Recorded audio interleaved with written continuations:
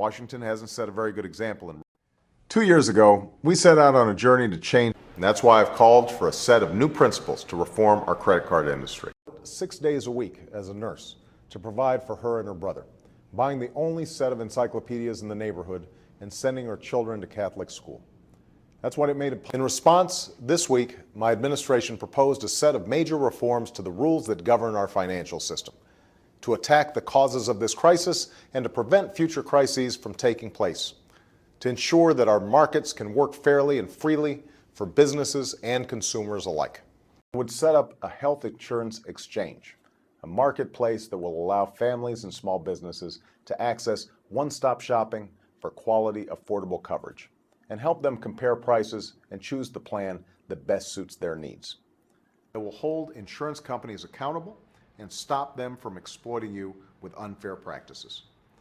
We'll prohibit insurance companies from denying coverage because, and this past week, I called on Congress to increase the maximum size of various SBA loans so that more small business owners can set up shop and grow their operation. Every fall, we set aside a special day to pay tribute to our veterans.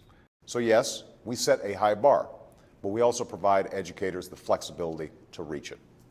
And with this legislation, we're putting that money to use, achieving a goal I set for America. By the end of this decade, we will once again have the highest proportion of college graduates in the world. And that's why I'm fighting so hard to pass a set of Wall Street reforms and consumer protections.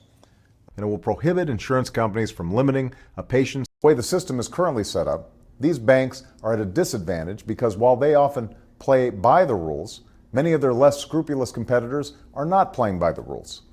Still, there are certain days that have been set aside for all of us to do so. It governs how doctors get paid by the Medicare program.